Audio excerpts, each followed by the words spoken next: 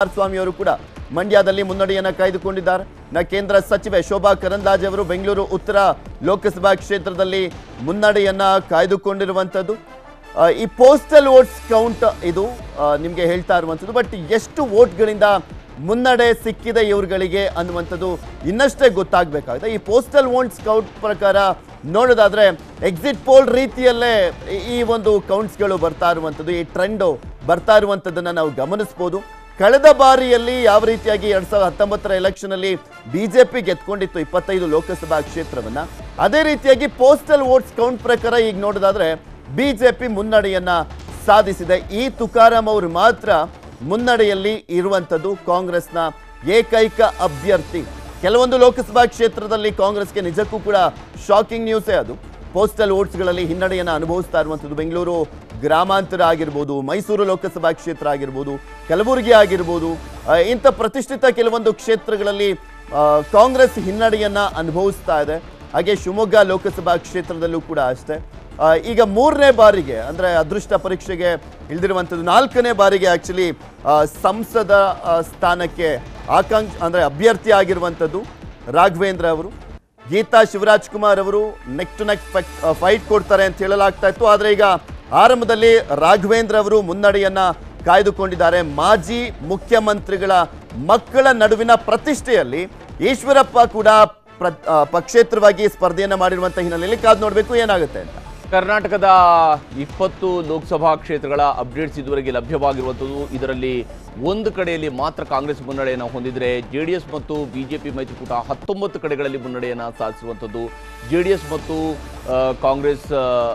JDS ಮತ್ತು ಬಿಜೆಪಿಯ ಮೈತ್ರಿಕೂಟ 19 ಕಡೆಗಳಲ್ಲಿ ಮುನ್ನಡೆಯನ್ನು ಸಾಧಿಸಿದೆ. ಕಾಂಗ್ರೆಸ್ ಕೇವಲ ಒಂದು ಕ್ಷೇತ್ರದಲ್ಲಿ ಮಾತ್ರ ಮುನ್ನಡೆಯನ್ನು ಸಾಧಿಸಿರುವಂಥದ್ದು. ಇನ್ನು ಭಾರತದಲ್ಲಿ 277 ಲೋಕಸಭಾ ಕ್ಷೇತ್ರಗಳ ರಿಸಲ್ಟ್ ಅಪ್ಡೇಟ್ ಸಿಗ್ತಾ ಇದೆ. ಕುಮಾರಸ್ವಾಮಿ ಅವರು ಕೂಡ ಮಂಡ್ಯದಲ್ಲಿ ಮುನ್ನಡೆಯನ್ನ ಕಾಯ್ದುಕೊಂಡಿದ್ದಾರೆ. ಕೇಂದ್ರ ಸಚಿವೆ ಶೋಭಾ ಕರಂದ್ಲಾಜೆ ಅವರು ಬೆಂಗಳೂರು ಉತ್ತರ ಲೋಕಸಭಾ ಕ್ಷೇತ್ರದಲ್ಲಿ ಮುನ್ನಡೆಯನ್ನ ಕಾಯ್ದುಕೊಂಡಿರುವಂಥದ್ದು. ಈ ಪೋಸ್ಟಲ್ ವೋಟ್ಸ್ ಕೌಂಟ್ ಇದು ನಿಮಗೆ ಹೇಳ್ತಾ ಇರುವಂಥದ್ದು. ಬಟ್ ಎಷ್ಟು ವೋಟ್ಗಳಿಂದ ಮುನ್ನಡೆ ಸಿಕ್ಕಿದೆ ಇವರುಗಳಿಗೆ ಅನ್ನುವಂಥದ್ದು ಇನ್ನಷ್ಟೇ ಗೊತ್ತಾಗಬೇಕಾಗಿದೆ. ಈ ಪೋಸ್ಟಲ್ ವೋಟ್ಸ್ ಕೌಂಟ್ ಪ್ರಕಾರ ನೋಡೋದಾದ್ರೆ ಎಕ್ಸಿಟ್ ಪೋಲ್ ರೀತಿಯಲ್ಲೇ ಈ ಒಂದು ಕೌಂಟ್ಸ್ಗಳು ಬರ್ತಾ ಇರುವಂಥದ್ದು, ಈ ಟ್ರೆಂಡ್ ಬರ್ತಾ ಇರುವಂಥದ್ದನ್ನು ನಾವು ಗಮನಿಸಬಹುದು.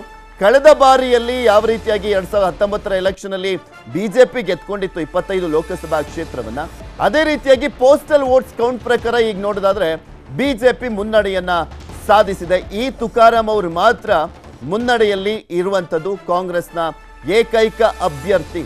ಕೆಲವೊಂದು ಲೋಕಸಭಾ ಕ್ಷೇತ್ರದಲ್ಲಿ ಕಾಂಗ್ರೆಸ್ಗೆ ನಿಜಕ್ಕೂ ಕೂಡ ಶಾಕಿಂಗ್ ನ್ಯೂಸೇ ಅದು.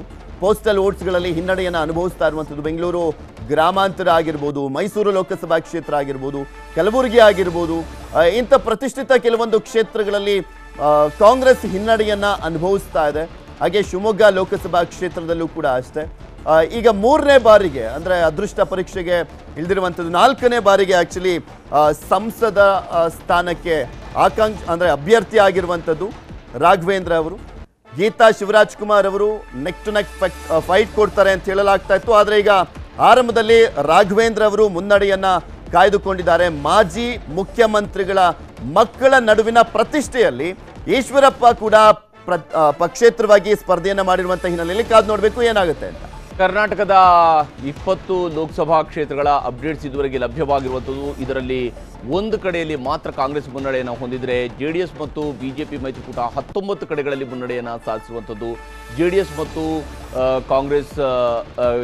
ಮತ್ತು ಬಿಜೆಪಿಯ ಮೈತ್ರಿಕೂಟ 19 ಕಡೆಗಳಲ್ಲಿ ಮುನ್ನಡೆಯನ್ನು ಸಾಧಿಸಿದೆ. ಕಾಂಗ್ರೆಸ್ ಕೇವಲ ಒಂದು ಕ್ಷೇತ್ರದಲ್ಲಿ ಮಾತ್ರ ಮುನ್ನಡೆಯನ್ನು ಸಾಧಿಸಿರುವಂಥದ್ದು. ಇನ್ನು ಭಾರತದಲ್ಲಿ 277 ಲೋಕಸಭಾ ಕ್ಷೇತ್ರಗಳ ರಿಸಲ್ಟ್ ಅಪ್ಡೇಟ್ ಸಿಗ್ತಾ ಇದೆ.